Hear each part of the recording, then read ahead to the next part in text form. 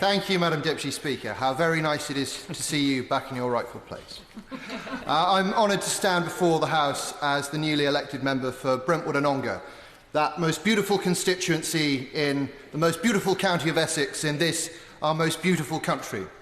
At the heart of our community is the Brentwood, Shenfield, Ongar conurbation, a very hive of Thatcherite prosperity.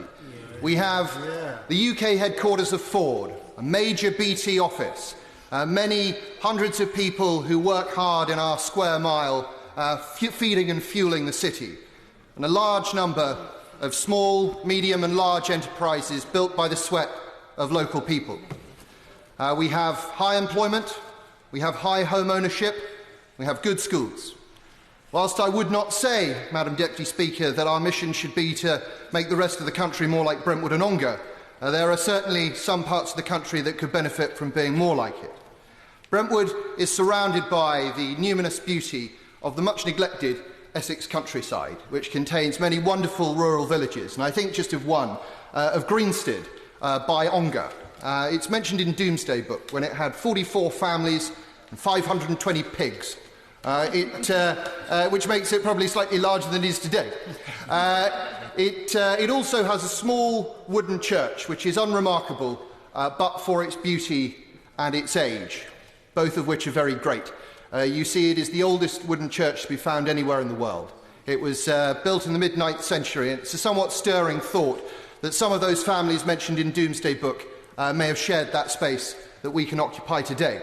Such things matter to me, Madam Deputy Speaker, not because I am a sentimental old fool, although I am, but because I was for a long time a student and a teacher of medieval history. One of my friends was kind enough to suggest that this was the perfect training for becoming a Conservative MP.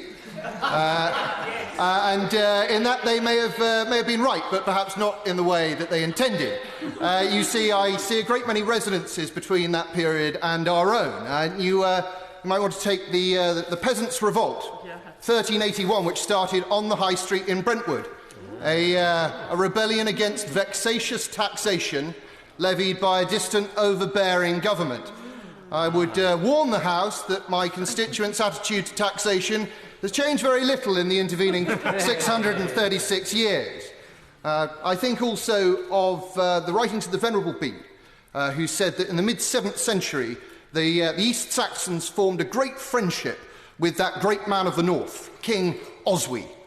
In our own time, Madam Deputy Speaker, the people of my constituency formed a great friendship with another great man of the North, Sir Eric Pickles.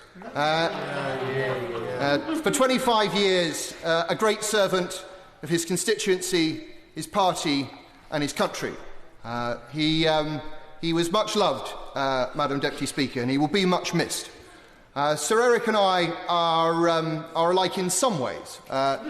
He and I are both great defenders of a property-owning democracy, but we are not alike in all ways.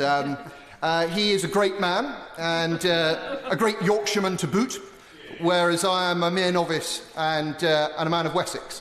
I was born in Dorset, the son of two state school teachers who taught me everything I needed to know about the importance of hard work, of family, of education, and of home. And whilst these are all things that are important to my constituents today, I suspect they were important to the people of my area in the mid-14th century and, who knows, in the mid-7th. I would not go so far as to say that they are everything, but I would say that without them, we are nothing. This is a view that has been reinforced in me through my work with the Centre for Social Justice, founded by my right honourable friend, the member for Chingford and Wood Green, and by my work in the Department for Education on the Munro Review of Child Protection, which was established under the aegis of my honourable friend, the member for East Worthing and Shoreham. Wherever in our country we find an absence of work, where we find families that have been broken by poor mental health, by addiction or domestic abuse, where we find children failing in schools or families struggling with home, we find those social problems that are so knotty. They are the challenges of our time. The best way of tackling these problems, the best way of tackling this poverty is by tackling those root causes. We have a good record of this in government, Madam Deputy Speaker. We have record employment.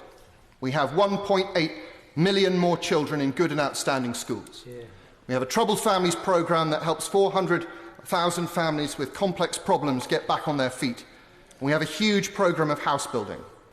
But this is an area in which there will always be more to do. Now, I know that this House will face many challenges in this Parliament, indeed historic challenges. Perhaps, to quote a former Prime Minister, we will feel the hand of history on our shoulder. Who knows, at times we may find its hand on other bits of our anatomy. But the challenge of social justice is something that will continue throughout this Parliament and beyond, and I am here to try and do my part and serve my constituents. Thank you, Madam